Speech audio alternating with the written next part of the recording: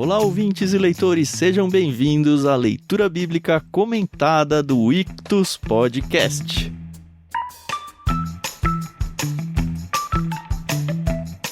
Eu sou o Thiago André Monteiro, @vulgutan, e estou aqui para compartilhar com vocês o último capítulo do livro de Gênesis. E claro, estou aqui em festa com o Thiago Moreira e com a Carol Simão, que vão dar o oizinho deles hoje. Tudo bem com vocês? Tudo bem, bom dia, pessoal. Aqui é a Carol Simão e tô, assim, com um misto de felicidade, né, pra gente estar encerrando esse livro que foi muito especial pra mim, mas tô triste, porque acabou, eu gosto dos patriarcas, e acabou. Você vai encontrar eles no céu, Carol.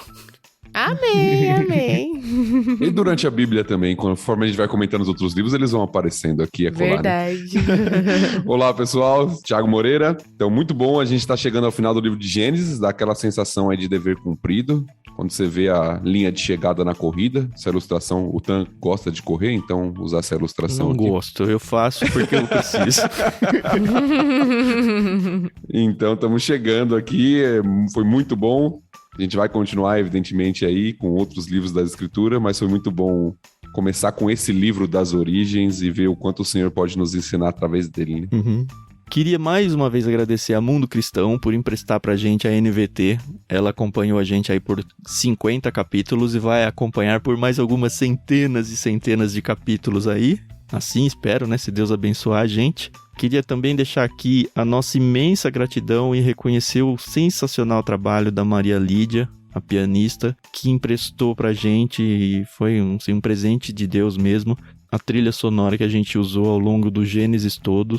Pra mim, assim que edito, foi muito especial, é um álbum que eu ouvi à exaustão, o álbum é inspiração em 3 tons. Eu espero que um dia ela coloque aí nos streamings, porque eu acho que não está ainda. Mas eu acho que se vocês gostam, procurem aí na internet. Pode ser que vocês encontrem o CD ainda, Inspiração em 3 Tons, de Maria Lídia.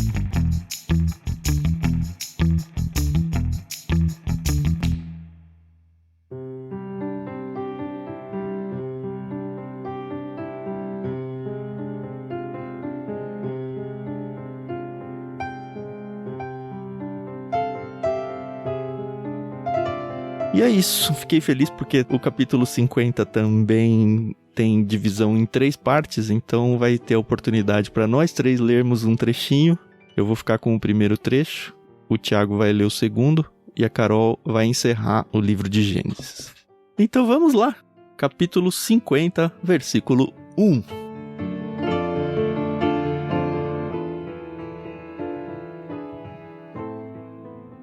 José atirou-se sobre seu pai, chorou sobre ele e o beijou. Em seguida, deu ordens aos médicos que o serviam para que embalsamassem o corpo de seu pai, e Jacó foi embalsamado. O processo de embalsamamento levou os 40 dias habituais, e os egípcios lamentaram sua morte durante 70 dias. Quando terminou o período de luto, José procurou os conselheiros do faraó e lhes disse: por gentileza, peço que falem com o faraó em meu favor. Digam-lhe que meu pai me fez prestar um juramento. Disse: morrerei em breve, leve meu corpo de volta para a terra de Canaã e coloque-me na sepultura que preparei para mim. Portanto, peço que me deixe ir sepultar meu pai, depois voltarei sem demora. O faraó atendeu ao pedido de José e disse: vá e sepulte seu pai, como ele o fez prometer. Então José partiu para sepultar seu pai. Foi acompanhado de todos os oficiais do faraó, todos os membros mais importantes da casa do faraó e todos os oficiais de alto escalão do Egito. José também levou consigo toda a sua família, seus irmãos e a família deles. As crianças pequenas, os rebanhos e o gado, porém, deixaram na terra de Gósen. Muitas carruagens e seus condutores acompanharam José, formando um grande cortejo.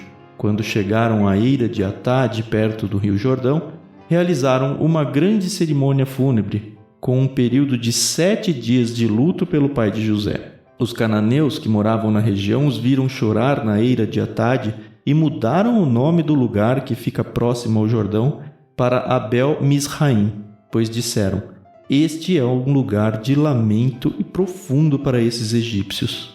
Assim os filhos de Jacó fizeram o que ele lhes havia ordenado. Levaram seu corpo para a terra de Canaã e o sepultaram na caverna no campo de Macpela, perto de Manre. Esta é a caverna que Abraão havia comprado de Efron, o hitita, como sepultura permanente.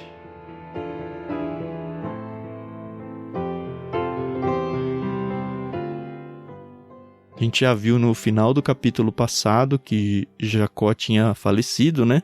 E a gente já viu também, eu acho que nem foi no último episódio, foi antes ainda, que ele tinha feito prometer que eles levariam o corpo dele para ser sepultado lá na caverna de Macpela, que já é um terreno muito querido por nós aqui que acompanhamos o projeto em Gênesis.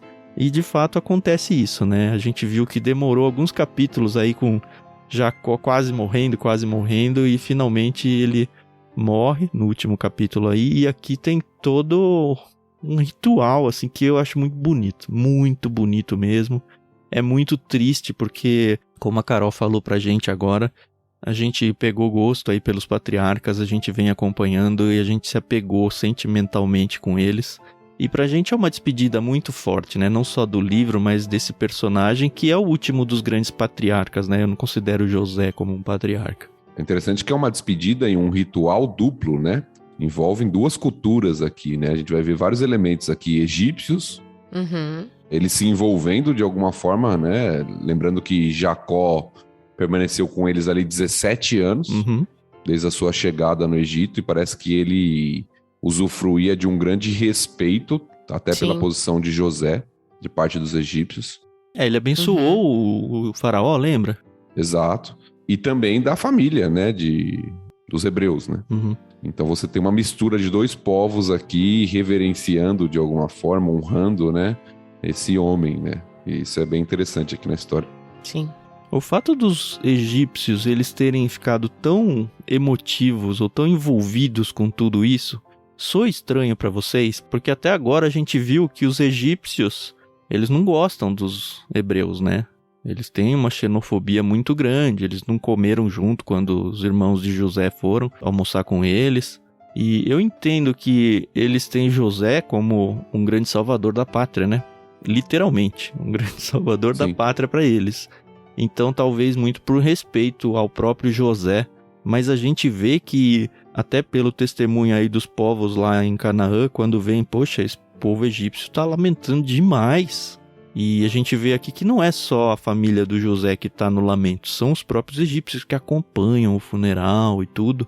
E isso me soou um pouquinho estranho, sabe? Como que eles iam chorar tanto assim a morte do Jacó, que não é o José, só por respeito a José, dado que eles não gostam dos hebreus. Não sei se incomodou vocês, mas me incomoda um pouquinho. Eu acho que a partir do momento que Jacó não tinha ido ao Egito naquele almoço, né? A gente tinha visto os irmãos lá. A partir do momento que Jacó chega ao Egito como pai de José, eu acho que a forma já de olhar para ele é diferente dos próprios egípcios. Uma coisa é um hebreu comum, outra coisa é o que você falou, é o pai do cara que salvou a nação, né? Do segundo mais importante, daquele que tá abaixo só de Faraó.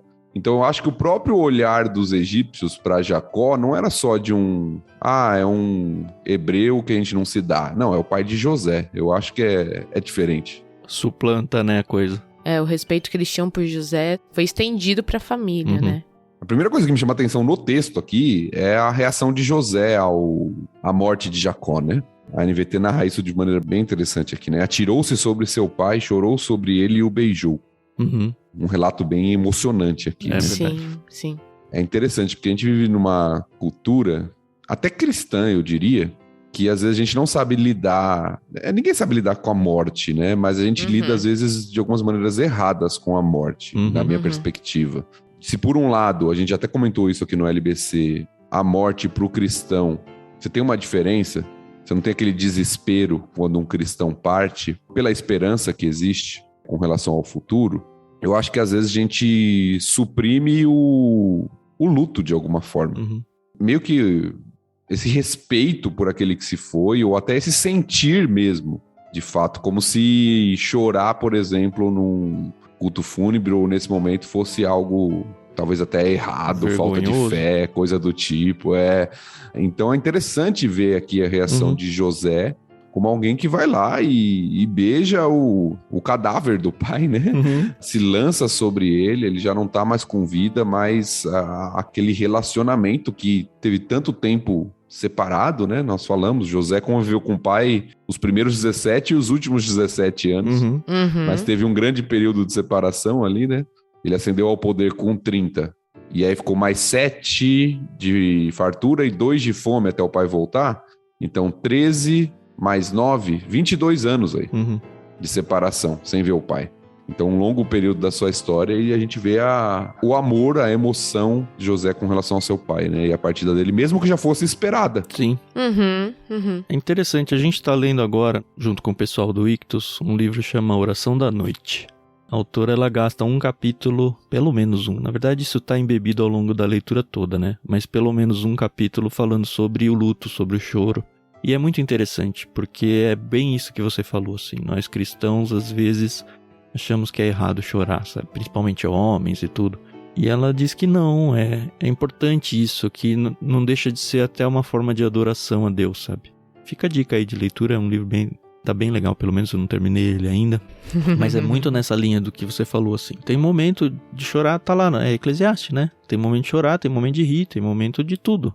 E chegou o momento, né? Eu acho que a gente tem que viver a experiência do luto, porque ela também faz parte da vida. A morte faz parte da vida. A gente lidar com a morte, como você falou, né? Ninguém sabe, ninguém entende, ninguém aprende, eu acho que totalmente a lidar com a morte. Nem o pessoal que lida por profissão, tipo um médico, pessoal que trabalha em cemitérios, talvez até eles banalizem um pouco por causa da quantidade de mortes que eles veem na vida. A gente nunca sabe lidar com ela, mas a gente tem que entender que é uma passagem, né? E eu acho que José entendia isso muito bem. No entanto, ele, como você falou, né? Ele se joga aqui em cima do pai, se atira sobre o pai para chorar, para lamentar. E não só isso, né? Esse é só um primeiro momento. É interessante ver o quanto que esse luto durou, não só para José, mas para todos eles aqui. Foram dias e dias, semanas de luto. Teve o que, 40 dias depois? Foram 30 dias e depois 40 com o processo do embalsamento. Embalsamamento. Essa é uma palavra difícil, viu? Aliás, eu tava vendo isso daí. Nada mais egípcio do que embalsamar um corpo, né? Vamos comentar. E eu vi alguns comentaristas dizerem... Eu não sei se eu consigo pôr minha mão no fogo por isso, mas eu achei bem interessante e não foi só em um lugar que eu vi, tá? Porque o José, ele chama médicos no verso 2. Em seguida, deu ordens aos médicos que o serviam para que embalsamassem o corpo de seu pai. E assim, pra gente lendo aqui no Ocidente, a gente simplesmente lê. E não se preocupa com isso. Mas aparentemente ele ter chamado médicos significa que ele não chamou as pessoas que normalmente faziam o embalsamamento. É isso mesmo, tá? Diz aqui o verso 3 que é embalsamamento. Ou eles erraram e a gente erra junto, né? Aparentemente, isso tinha um certo quê religioso para eles. Questão dos deuses egípcios e tudo. E ele ter chamado médicos e não, eu não sei que nome usar aqui, feiticeiros religiosos ou alguma coisa assim, que era quem normalmente fazia, meio que mostra que, olha, eu quero o processo científico e químico aqui pro corpo do meu pai, mas eu não quero misturar com a parte religiosa de vocês. Eu achei muito legal isso. Como eu disse, eu não ponho minha mão no fogo, porque eu nunca tinha ouvido falar sobre isso, mas eu vi isso em pelo menos 2 ou 3 livros diferentes. Não sei se vocês viram alguma coisa nessa linha. Não, eu não cheguei a ver nessa linha. Eu vi muito mais a explicação do procedimento, de como ele era feito. Mas é interessante porque o termo aqui, eu fui até dar uma olhada enquanto você falava, é o termo realmente usado para questão medicinal mesmo, de cura. Num sentido médico, assim. É interessante.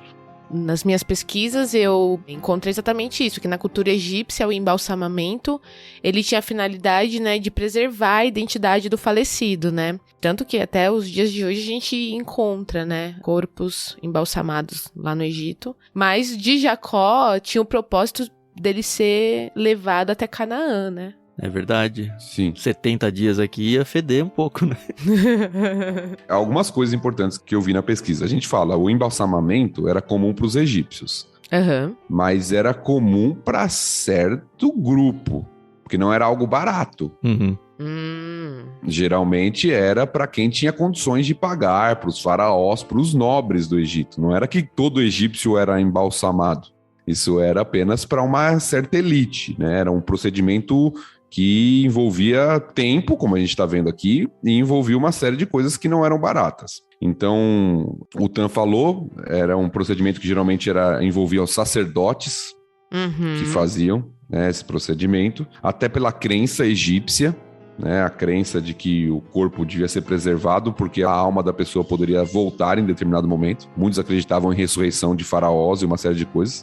Você Sim. vê isso até naqueles filmes, né, que tem sobre o Egito, que ficaram famosos, né? Então, você tem um pouco disso, dessa crença egípcia. Mas o procedimento, pelo que eu pesquisei, era mais ou menos assim. Os órgãos internos eram removidos e o corpo ficava mergulhado em fluidos embalsamadores durante 40 dias. E a gente tem o prazo aqui que é dito no próprio texto, né, de 40 dias. Então, isso aqui é o comentário histórico-cultural da Bíblia. E aí entra a questão que a Carol falou. Para o egípcio, era essa questão de preservar o corpo, até pelas crenças dele. Sim. Agora, para a família de Jacó, a preservação do corpo também era importante. Justamente pelo pedido de Jacó. De ser enterrado lá em Canaã. Eles precisavam de algum processo para conseguir levar o corpo até Canaã, até ser sepultado. Que era uma viagem longa, era uma viagem de calor. Então, acho que José usa, através do conhecimento que ele teve ali no Egito, desse método para cumprir o desejo e o pedido do pai dele. Muito legal. Eu só queria fazer aqui um adendo bem nada a ver com o que a gente tá falando. Eu não sei se todo mundo acompanhou, mas em abril de 2021... aconteceu o transporte de 22 múmias no Egito. Elas foram transportadas para um museu, uma coisa assim. Ou foi de um museu para outro, enfim, eu não lembro direito. Mas a gente pôde ver, teve uma transmissão ao vivo, né, feita pela televisão. E que bonito que foi, né? Como eles ainda preservam essa história, essa reverência aos antepassados. Então, foi muito bonito e eu fiquei pensando aqui que quando levaram Jacó, obviamente, que dentro da realidade deles ali no passado, mas que deve ter sido um pouco, assim, parecido no sentido de reverência, de as pessoas estarem levando um corpo e só me quis fazer essa ligação pro pessoal. Legal mesmo. É. Ó, eu vou trazer só um texto dos que eu li na linha do que eu falei pra vocês aí. Tô olhando aqui os comentários da Bíblia de Estudo da NVI. Embalsamadores profissionais poderiam ter sido contratados para esse fim, mas talvez José quisesse evitar envolvimentos com as cerimônias religiosas pagãs que acompanhavam os serviços deles. Outra coisa muito legal de ver, e acho que é natural, né? Se a gente for pensar de verdade assim, é José indo pedir pro faraó para poder fazer o que ele queria, que era levar o pai. A segunda coisa interessante nisso é que não é o próprio José que vai até o faraó. Ele pede para intercederem por ele diante do faraó. O que é até estranho, porque ele era o segundo, né, do Egito.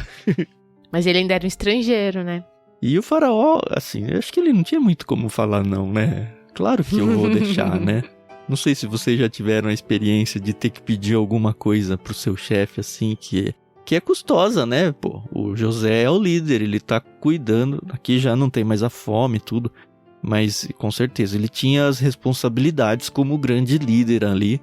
E ele não ia ali e volta amanhã, né? A gente viu aqui que foi bastante tempo que ele teve que abandonar o seu cargo aqui. E ele precisou, óbvio, pedir autorização pro chefe dele, né? E é interessante, porque toda vez que nós vemos isso no livro de Gênesis, apesar daquela mudança brusca em Êxodo, que a Carol já mencionou em um dos episódios, depois da morte de José, a relação dos egípcios com os hebreus, toda vez que a gente vê isso aqui acontecendo em Gênesis, a reação de Faraó é sempre generosa, né? Quando eles tiveram que buscar Jacó, lembra, mandou um monte de carruagem, comida, uma série de coisas que eles podiam levar na viagem.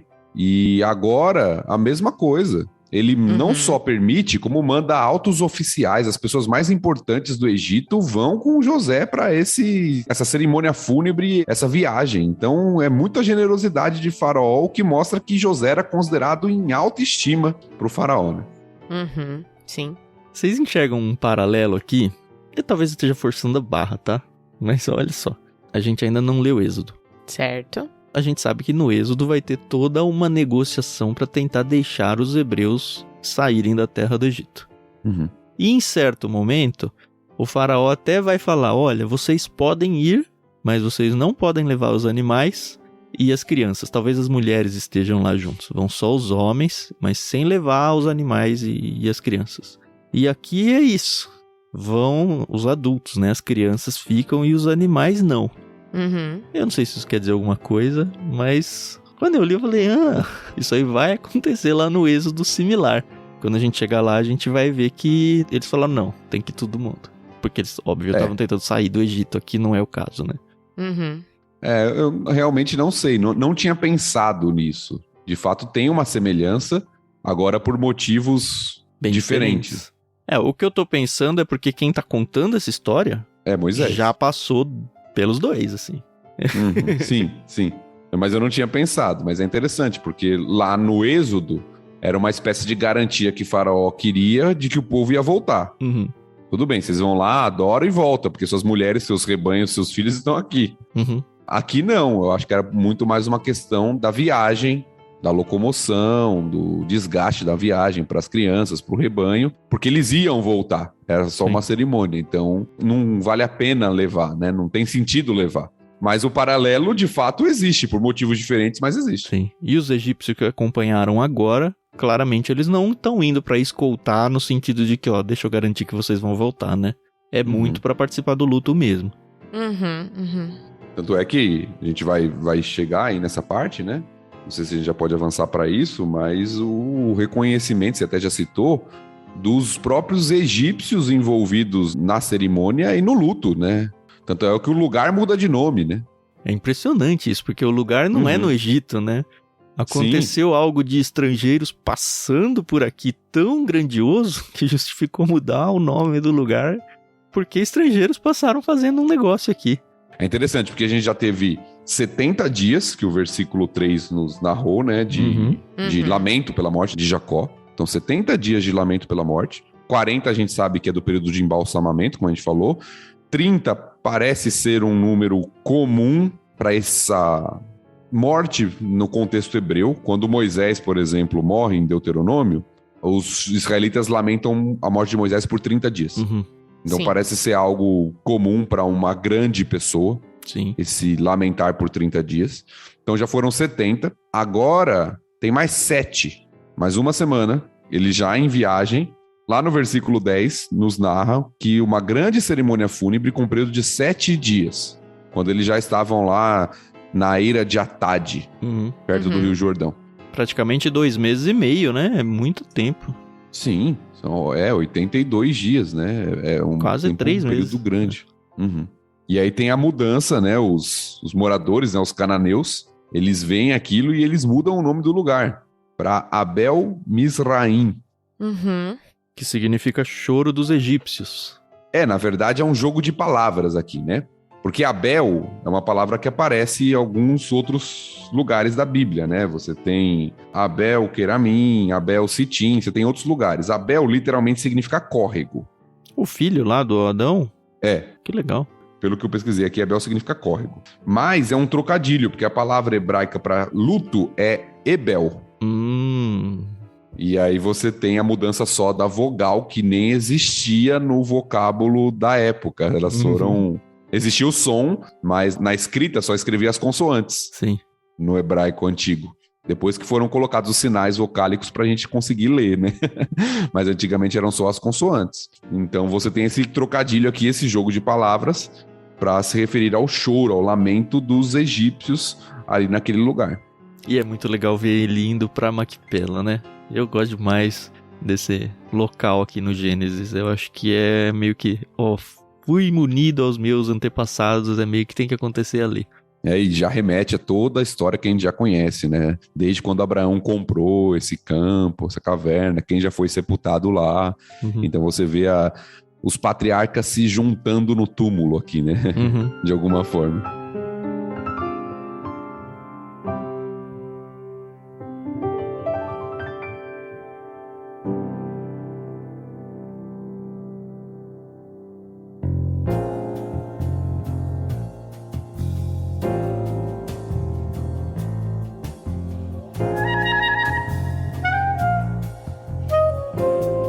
acho que a gente já pode seguir, né? Uhum. Então vamos lá. Versículo 14. Vamos seguir a leitura aqui.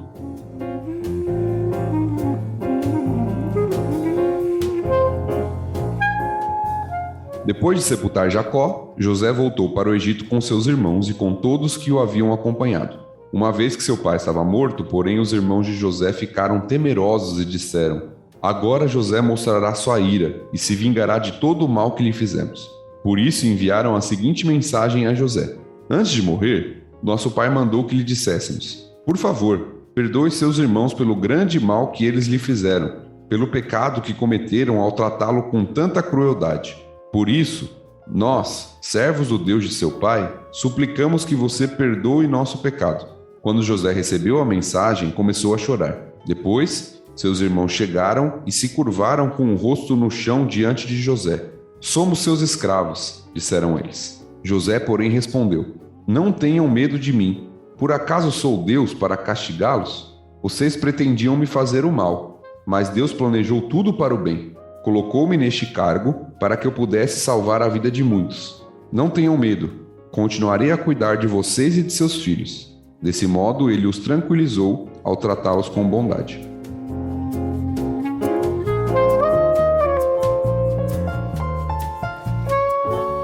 O medo. Mas é isso aí. Eu acho essa história bem legal e acho que ela conclui muito a respeito de José, das virtudes de José aqui no livro de Gênesis, na relação com seus irmãos e da consciência de José a respeito de Deus. Eu gosto muito desse trecho final, eu acho que ele é uma boa conclusão, inclusive, para a teologia de Gênesis. Sim. Então acho que ele nos ensina muita coisa. Eu acho que tem até um eco com o que foi Jacó e Esaú. Quando Jacó volta para tentar comprar o favor de Esaú aí, a gente percebe, pelo menos eu percebo, que os irmãos do José, eles estão muito parecidos com Jacó. E como você falou, José, ele quebra, acho que o modus operandi aí da família, realmente abrindo mão da vingança. E é interessante porque, olha, quanto tempo que passou?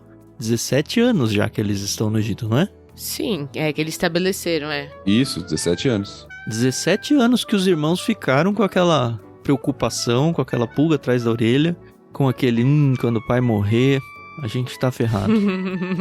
E eles vão lá e eles nem vão interceder por eles mesmos, né? Eles viram quanto que o José chorou com a morte do pai e eles jogam na conta do pai esse pedido de que, olha, o pai pediu pra você perdoar a gente.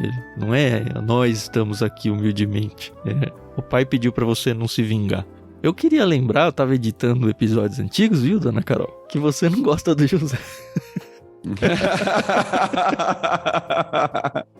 O Thiago falou, não, eu gosto do José. Ela tem uma predileção por Benjamim, cara. Exatamente. Não é, sabe? Não é que eu não goste de José. É que às vezes as pessoas pintam ele assim como um cara perfeitão, sabe? Que nunca errou, sabe? E a gente sabe que não é. Não, eu acho que ele teve uma construção e um amadurecimento muito bom ao longo da vida. Eu vejo o começo da vida dele como um mimadinho, um dedo duro, eu vejo mesmo. X9. Sim, sim. Então. E aí com o tempo você vê que ele amadurece. E é interessante você ver a vida dele toda, porque foi uma vida muito sofrida. Ele termina aí por cima da rapadura, né, como se diz, mas ele teve uma vida muito desgraçada em momentos. Ele foi preso, ele foi caluniado, ele foi vendido escravo. E muita gente pode pegar esses momentos complicados da vida para se vitimizar, para se perder. E o José, ele foi grande o suficiente para ele amadurecer e se tornar uma pessoa tão grande a ponto de falar, eu vou me vingar por acaso? Sou Deus para castigá-los? Quantos cristãos têm a ousadia de fazer isso hoje? Quantos cristãos têm a ousadia de falar isso hoje, quando têm a faca e o queijo na mão e podem se vingar de qualquer pessoa que fez algum tipo de mal para ela? E abrir mão como Davi fez com Saul tantas e tantas vezes, um cara que estava tentando matar ele várias vezes, ele fala, não, eu não vou tocar no ungido do Senhor, não, é Deus quem vinga. E a gente vê ao longo da Bíblia toda que o vingador é Deus, e ele ensina a gente, pelo menos ele tenta, né, ensinar nós cristãos, de que, olha, a vingança é minha. Confia em mim. Pode ser que você nem veja a vingança, porque ela vai vir num período que você já nem tá mais vivo. mas vocês têm que pedir pra mim a vingança. E não é ilegítimo um cristão orar pedindo pra Deus se vingar de alguém. O que é ilegítimo é o cristão ir lá com suas próprias mãos e se vingar. O que foi, Carol? Não, nada. É interessante a gente pensar dessa forma. Não, a vingança nunca é plena, viu, pessoal? Mata a alma e envenena. Como diria Seu Madruga? Seu Madruga. Eu gosto muito dessa parte, assim, que José, ele tem ali a faca e o queijo, né? Como a gente tava falando. E ele podia, assim, ter passado ali a faca na família e ele fala... A autoridade ele tinha, né? Isso que é. É, exatamente. E ele fala, não, ó, lembra o mal que vocês fizeram pra mim? Deus converteu no bem. E isso é muito legal, porque, mais uma vez, né, ele mostra ali a providência divina, né? Que muitas vezes a gente não consegue enxergar, né? A gente não faz isso. Como eu disse, eu acho que esse texto traz algumas lições. A primeira que eu queria fazer a gente pensar aqui, nossos ouvintes refletirem, não tá nem com José, tá com os irmãos. Nota como a culpa é algo terrível, né? Sim. São 17 anos que eles já estão juntos, mais o período que José passou no Egito, né? Muito tempo já do que tinha acontecido, e isso continua perseguindo a vida dos irmãos. Eles continuam preocupados, continuam atormentando. A gente já viu várias vezes, desde o reencontro com José. E o perdão já tinha vindo, né? No primeiro encontro lá. Exato. Já vimos várias vezes, mas agora surge um novo elemento. O pai morreu. Será que ele perdoa a gente só por causa que o pai estava aqui? Pro pai não sofrer mais? Então tem toda aquela questão, a culpa. Eu acho que isso traz duas lições pra gente. A primeira, óbvia, para nós cristãos, é... Não venda seu irmão. Também. Mas a primeira, óbvia, é o poder do sangue de Cristo para perdoar nossos pecados e nos livrar da culpa dos nossos erros passados, porque todos nós somos pecadores. A segunda é, se você já é um cristão e vai ter aqueles momentos de tentação de tomar decisões pecaminosas na vida, lembre-se do quanto isso pode ser prejudicial para sua vida, porque às vezes a gente só pensa no momento do que a gente está fazendo, na decisão que a gente está tomando. E note como essa decisão ruim, por inveja do irmão, perseguiu os irmãos de José até o fim da vida deles. Mesmo sendo perdoados por José, mas aquilo vez ou outra voltava. É interessante notar isso aqui, porque é algo que até o final da vida deles está sendo levado com eles. Por mais que José já tinha perdoado, e aí José vai reafirmar isso aqui agora, não é só por causa do pai, mas eles estão com isso na mente pelo que eles fizeram até esse momento. Você acha que esse choro do José foi por causa disso, pelo fato dos irmãos não terem acreditado no perdão dele? Porque ele é meio emblemático, eu acho, esse choro aqui. E é difícil a gente bater o martelo, porque o texto não explica o choro. Ele fala só, olha, ele ouviu isso e chorou. Por que será? Eu acho que pode ter uma série de coisas. Eu acho que pode ser isso, a lembrança de tudo que aconteceu, a proximidade com a morte do pai. Então é um momento de muita emoção, né, na vida. Sim, sensibilidade. Isso. E não é a primeira vez que a gente vê José chorando. A gente estava até contando nos episódios anteriores, já aconteceu várias vezes. Sim. José chora ao se revelar aos irmãos, José chora lembrando do que aconteceu, e aqui novamente José chora por isso voltar à tona. Então acho que foi algo muito significativo, você falou, foi um momento de muito sofrimento para José. José é visto como um grande virtuoso nas escrituras, mas ele passou por muitos problemas, por muitas dificuldades. E mais uma vez aqui esse momento de comoção, de choro, de perdão é levantado novamente. E outra coisa que acontece de novo, que também a gente já viu acontecer várias vezes, né? Os irmãos se prostrando diante de José, dessa vez ainda falando, não, somos seus escravos, né? É a última vez que vai acontecer, mas aquele sonho foi muito recorrente, né? Não dá pra dizer que aconteceu só uma vez, não. Os irmãos parecem estar meio desesperados aqui, né? Eu acho que eles realmente acreditavam que José, depois da morte do pai, se voltaria contra eles. Porque eles usam 3 artifícios aqui, né? Para buscar o perdão ou o tratamento benéfico de José. O primeiro é o pai. Ó, o pai que pediu. E quem tem filhos, irmãos, sabe o que é isso, né? Que assim, o pai falou pra você fazer não sei o quê. É isso. Ok. Usando a autoridade, né? Usando a autoridade do pai. Antes de morrer, você não tá sabendo, mas antes de morrer, o pai falou. Eles estão inventando essa história. Eu não vejo como uma história verdadeira, né? Eles estão inventando essa história. Sim. Antes do pai morrer, ele falou pra você perdoar a gente. Segundo artifício que eles usam é o próprio Deus. Nós, servos do Deus de seu pai. Opa, então eles colocam até Deus no meio da história aqui para que José os perdoe. E o terceiro é se colocar como escravo. Olha, nós somos seus escravos. Não trate a gente mal, mas a gente está aqui como escravo seu, entendeu? Então eles vão meio desesperados, né? Eles estão usando todo tipo de artifício que eles têm para que José não se volte contra eles. Eles realmente estão com medo de que José faria isso. E aí José responde do jeito mais lindo que dá para responder, né? Uhum. Eu gosto da tradução da Ara, apesar da NVT trazer a ideia bem aqui, mas talvez por eu estar acostumado com ela. Sim. Lê aí. Eu gosto da forma como a resposta de José vem, porque eu acho que ela resume bem a teologia aqui, dessa parte de Gênesis, pelo menos. Versículo 19 diz assim: Respondeu-lhe José: Não temais. Acaso estou eu em lugar de Deus? Vós, na verdade, intentastes o mal contra mim, porém Deus o tornou em bem, para fazer, como vedes agora, que se conserve muita gente em vida. Então eu acho que esse é um resumo muito bom da vida de José. É. O mal acontece. E ele não nega, né, que os irmãos fizeram o mal, né? Exato, por ações humanas dos irmãos, o mal acontece, não, ele não está negando o mal, mas Deus torna em bem, inclusive para o benefício daqueles que praticaram o mal, daquela família. Uhum. Então, para mim, isso é um resumo muito belo da teologia aqui, da vida de José, do livro de Gênesis, e da teologia bíblica como um todo. Uhum.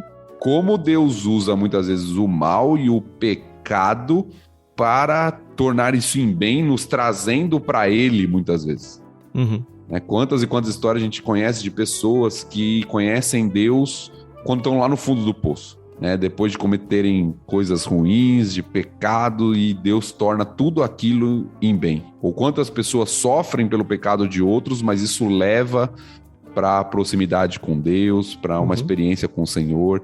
Então Deus tornando o mal em bem. Eu acho que essa é a grande lição final de Gênesis aqui. Como Deus governa, é soberano e pode, do mal, daquilo que a gente acha que não tem como sair coisas boas de lá, tornar aquilo em benefício. É verdade. E vê se esse verso 21 não cabe num seguinte contexto. Nós, depois de pecarmos e estarmos diante de Deus, sentindo humilhados e tudo, oramos e fala: Deus, eu sou o seu servo, pode fazer o que quiser, eu fiz algo errado. Se isso aqui não é uma resposta de Deus, vou ler. Não tenham medo, continuarei a cuidar de vocês e de seus filhos. É muito amor de Deus por nós, apesar de tudo que a gente faz de errado, né? Nós temos um paralelo com a sua fala aí, e que pode ser até um paralelo com esse trecho, no Novo Testamento, que é a parábola do filho pródigo, né? Uhum. O filho pródigo fala exatamente pro pai: olha, me trata como um dos seus trabalhadores, eu vou ser seu escravo. E o pai o recebe como filho. É lindo, esse final de Gênesis é muito lindo, maravilhoso.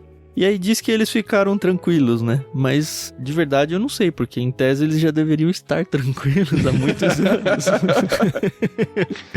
Mas eu acho que agora sim, porque eles não têm mais motivo, né? O pai morreu. Exatamente. Se José não se voltar contra a gente agora, não vai se voltar mais. Não volta mais, Mal sabiam eles. O que? Ele voltou, Carol? Você tem algum apócrifo aí? José mesmo não, né?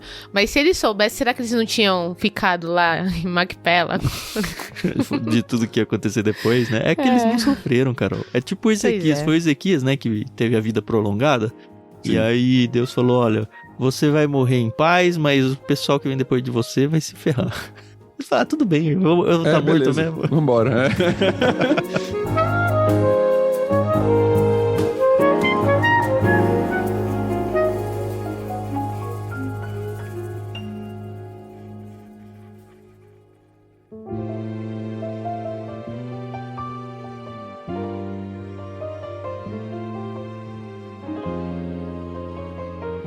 Muito bem, Carol. Cabe a você agora fazer a conclusão do livro de Gênesis, hein? Não vai gaguejar, hein? Né? Não, tá bom. Vamos lá. Vamos finalizar, então, os últimos trechos do livro de Gênesis.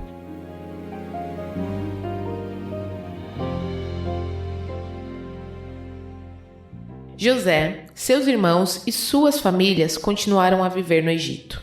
José viveu 110 anos.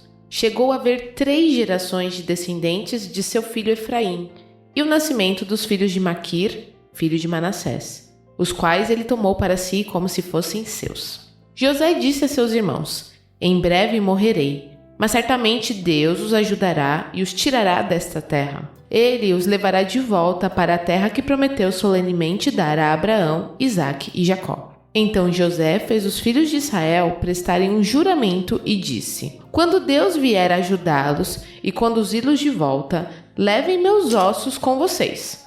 José morreu com 110 anos. Os egípcios o embalsamaram e o colocaram em um caixão no Egito.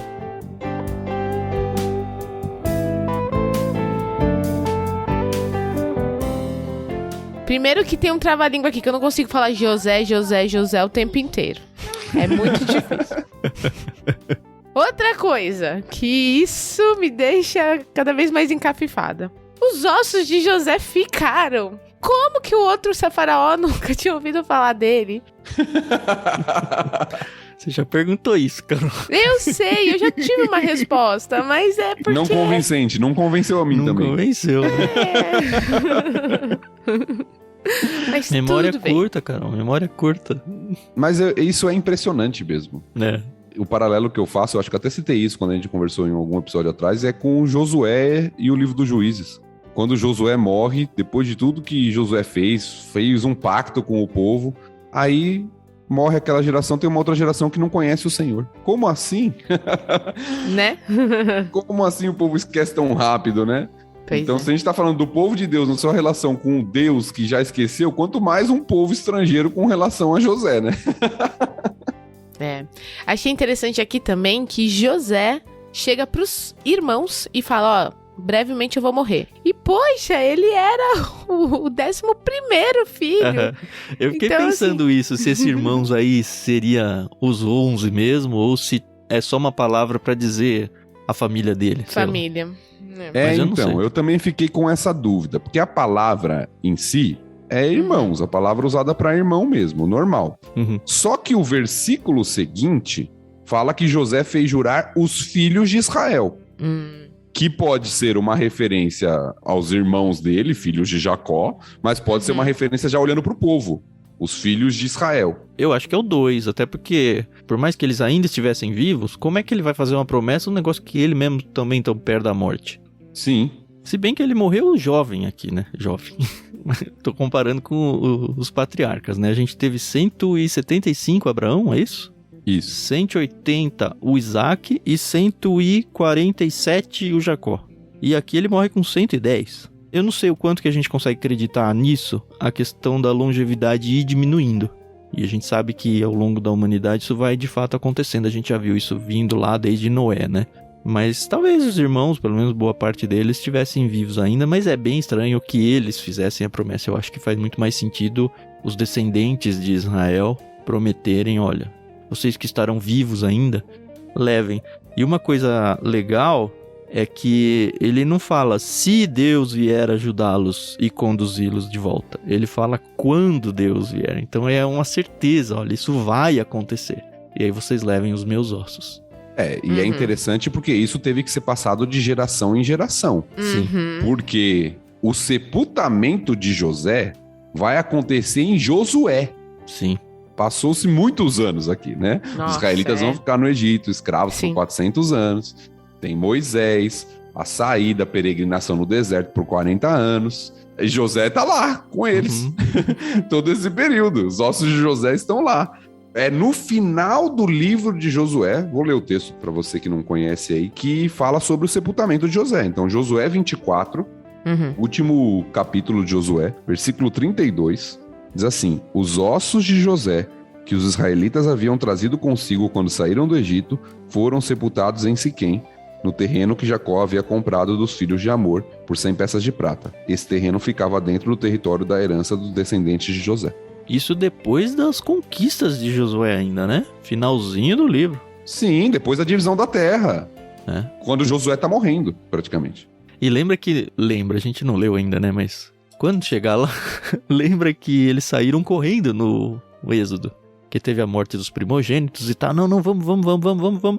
Já pensou se me esquecem os ossos de José? Então lá e falou, temos que voltar aqui, que esqueci a chave, né? Passou o Mar Vermelho. E é interessante também que José é enterrado em um local da herança dos filhos de José, Siquém, mas Siquém já apareceu aqui em Gênesis. Siquém é o local onde os irmãos foram e José é enviado por Jacó para ver onde estão os irmãos.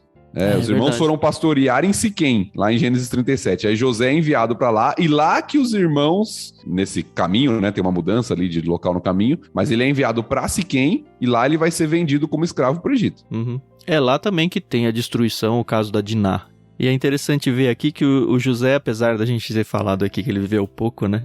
Acho que não dá pra dizer isso, porque o texto dá a entender que foi bastante, né? Que ele viveu 3 gerações, que ele viu muita gente abaixo dele, meio que como uma bênção de Deus pra ele, que assim como o pai dele tinha, entre aspas, aí, roubado os filhos dele, né? Ele rouba os netos como filhos dele pra ele também, é bem legal isso. Eu pensei Sim. nisso também. Temos 2 paralelos com Jacó aqui, né? Esse de tomar o neto como filho, que é uma honra, né? Algo que é visto como até a questão da herança, que a gente já viu. Uhum. E a outra é fazer o juramento para que ele fosse sepultado na terra dos seus pais. Sim, sim. Tem 2 paralelos com Jacó. José faz a mesma coisa que Jacó no final da vida 2 vezes aqui, né? Uhum. De pegar os netos e de fazer jurar que seria sepultado na terra que Deus tinha prometido para o povo. Uhum. Interessante, porque esse juramento dado lá a Abraão, essa promessa, melhor dizendo, dado lá a Abraão, não sai da mente dos patriarcas, né? Eles têm convicção Sim. do que vai acontecer. Vai acontecer, com certeza vai acontecer. E eu acho que é uma convicção que nós, cristãos, devemos ter em relação ao fim do mundo, a apocalipse, a tudo, né? Ó, vai acontecer. Deus falou que vai acontecer, não tem que ter dúvida disso. Eu não sei quando, mas que vai. Sim. E eu acho meio, sei lá, meio triste num sentido literário o final do Gênesis, porque não tem um fechamento grandioso, né? Simplesmente falar, ele morre, foi enterrado ali num caixão e acabou. Acabou. É que é meio um elo, né? Nós falamos isso lá no prefácio. Olha, eu tô com boa memória, hein? Ó. Lá no prefácio de Gênesis a gente falou, o Pentateuco, ele segue uma sequência, né? Uhum. Então, esse finalzinho de Gênesis, Moisés, ele coloca um gancho para ligar com o começo de Êxodo, né? Vocês vão sair daí. Não Exato. sabemos quando, mas vai acontecer. E o salto temporal que acontece entre aqui e o início de Êxodo é enorme, né? Porque já tá com Moisés vivo ali, né? Vivo, nascendo. Sim, mas é o elo que liga aqui os 2 livros, né? Passaram-se 400 anos ali no Egito, mas tem uma ligação. José pedindo para ser levado, e aí nasce o líder que vai levar José para a terra, né? Porque é dito que Moisés, em Êxodo é dito que Moisés levou os ossos de José do Egito. Ele foi o responsável em fazer isso, né? Então Moisés leva, até por ter acesso à corte, né? Provavelmente ali do Egito, ele leva os ossos de José. Eu queria, antes da gente fechar, deixar um texto, porque é interessante. A gente fala muito de José. José é um personagem muito emblemático, né? Em Gênesis, no Antigo Testamento, mas ele é citado poucas vezes no Novo Testamento. É verdade. Não é muito citado no Novo Testamento, mas ele é citado em Hebreus 11. E eu queria ler esse texto naquela galeria dos heróis da fé, que aparece lá em Hebreus 11. E é interessante, porque de tantas coisas que poderia se destacar da vida de José, olha o que o texto de Hebreus destaca. Hebreus 11, 22. Pela fé, José, no fim da vida, declarou com toda a confiança que os israelitas deixariam o Egito e deu ordem para que cuidassem de seus ossos. É justamente essa parte final que o texto destaca. Eu nunca prestei atenção nisso. Não fala de José perdoando os irmãos, não fala da fé de José na providência de Deus, fala que pela fé José tinha a confiança de que a promessa de Deus se cumpriria e por isso falou para levar seus ossos. É essa parte final de Gênesis que o autor de Hebreus destaca. A fé de José ao ter certeza de que Deus cumpriria a sua promessa para com o povo. E você fez com que o livro de Gênesis terminasse mais bonito pra mim agora. Obrigado. Era uma parte que eu sempre deixei tão fraquinha e agora ela ficou uma força muito grande. Obrigado mesmo. É interessante ver o silêncio que vai acontecer, né? Porque aparentemente não, a gente não tem informação bíblica nenhuma do que acontece com o povo, fora que eles se tornaram escravos e pronto. Mas não tem histórias bíblicas nesse intervalo, do mesmo jeito que não tem histórias bíblicas no intervalo entre o Antigo e o Novo Testamento, que o tempo é mais ou menos a mesma coisa, né? 400 e poucos anos.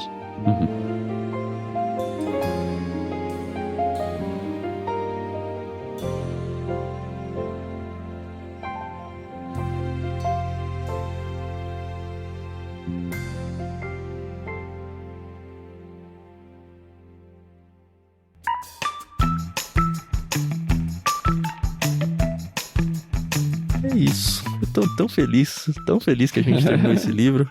Pra mim é uma grande, grande conquista. Eu não sei como isso cai no coração de vocês que gravaram comigo. Eu não sei como cai pra vocês que ouviram com a gente. Se é um fechamento de primeira temporada, eu não sei.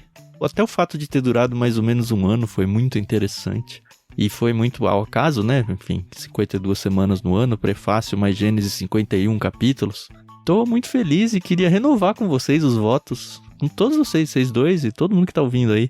Os votos pra gente seguir adiante mesmo. Eu tô muito feliz com esse projeto. Eu não tenho ainda ideia do que Deus vai fazer. E eu não tenho ideia nem do que Deus já tem feito com isso, aonde ele leva esse áudio. Eu só oro constantemente para que eu chegue no fim da vida e falo, ó Deus, eu fiz isso daqui. Virou palha ou virou ouro, sabe? E eu espero que esteja virando ouro aos pouquinhos e eu possa olhar para trás e falar, ó, valeu a pena a minha vida.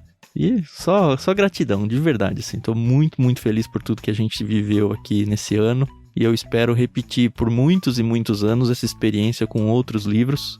E acho que a gente tem até que contar pra todo mundo quais são os nossos planos, né? Não sei se vocês querem falar alguma coisa antes da gente entrar nos planos pra organizar as próximas leituras que a gente vai fazer.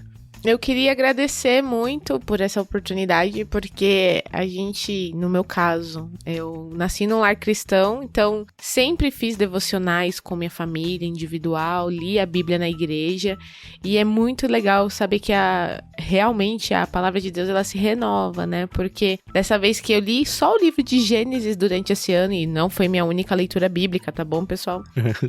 Mas como eu vi com outros olhos, né? E que interessante que foi, e que legal saber que eu ainda tenho muito que aprender e ensinar, e que legal que o pessoal se identificou assim comigo, porque nossa, não era assim inicialmente minha intenção, mas eu vim aqui realmente, eu falei desde o início, eu vou trazer minhas dúvidas, vou trazer meus comentários.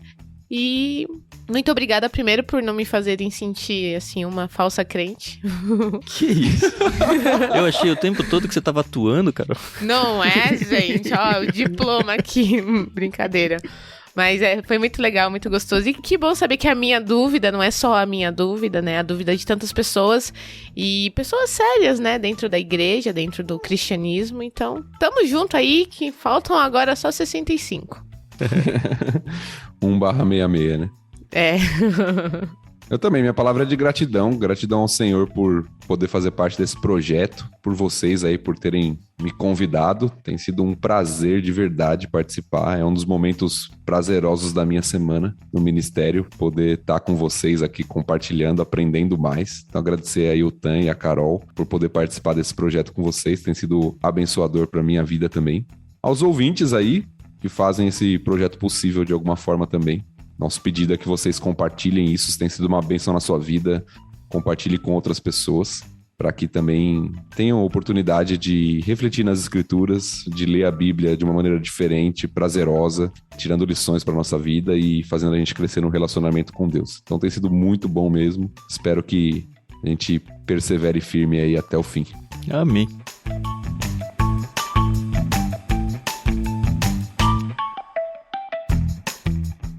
E o que virá pela frente? A gente sentou ao longo do trajeto de Gênesis algumas vezes pra gente falar qual vai ser o próximo livro, como que a gente vai dar sequência nesse projeto.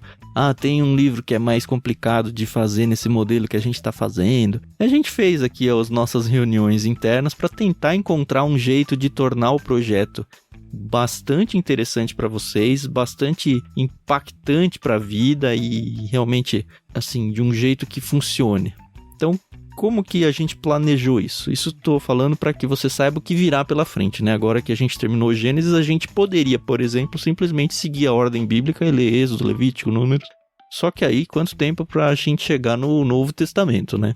Então, o que a gente decidiu fazer? 2 coisas. A primeira, a gente não vai seguir a ordem dos livros da Bíblia. A gente vai fazer saltos todas as vezes. Então, por exemplo, o próximo livro que a gente vai ler é Lucas, o Evangelho de Lucas. Na Bíblia a gente tem 4 evangelhos, que são os livros que contam a história de Jesus. Então a gente vai para Lucas primeiro, que é o mesmo autor de Atos, por exemplo, que vai contar a história depois da morte e ressurreição de Cristo. mas a gente vai seguir com essa sequência. A gente ainda não vai divulgar para vocês qual vai ser a ordem total de livros da Bíblia, até porque a gente gosta de preservar a ideia de mudar de ideia, né? Mas então, o que vocês já têm certeza, Lucas vai ser o próximo livro, que a gente vai ficar fazendo saltos do Antigo para o Novo Testamento várias vezes, que a gente vai fazer saltos de estilos literários, então a gente saiu de um estilo narrativo, a gente vai para um estilo, dá para chamar o Evangelho de narrativo também? Acho que é muito próximo, pelo menos, mas ele é quase um estilo literário próprio, né? Sim. Evangelho. Então a gente vai pular profecia, poesia, esse tipo de coisa. E aí a gente tinha problemas, que são problemas bons, mas não deixam de ser problemas. Certo. Por quê? Salmos tem 150 capítulos. Se a gente já demorou 1 ano para ler Gênesis, se a gente fosse seguir Salmos nessa toada, a gente ficaria 3 anos em Salmos.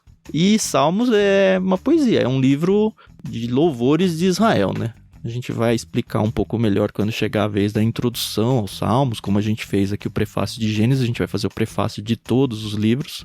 Então, os Salmos a gente destacou e vai fazer diferente. Então, o que a gente decidiu fazer? O livro de Salmos a gente vai usar como um respiro entre as leituras dos outros livros. Isso quer dizer o quê? A gente termina um livro, como a gente está terminando hoje, a gente vai ler 2 ou 3 Salmos. Então vai ter 2 ou 3 episódios de Salmos, e aí a gente começa um segundo livro. Quando terminar esse segundo livro, mais 2 ou 3 episódios de Salmos, e aí um outro livro. Isso vai fazer com que os 150 capítulos de Salmos seja diluído ao longo de todo o projeto. Isso quer dizer que na semana que vem você não vai ter um episódio de prefácio de Lucas. Nesse intervalo a gente vai ter o prefácio de Salmos, o capítulo 1 e o capítulo 2 de Salmos. Depois a gente já vai para Lucas. Foi o que a gente encontrou como uma opção bastante interessante para que vocês vão acompanhando a leitura bíblica com a gente.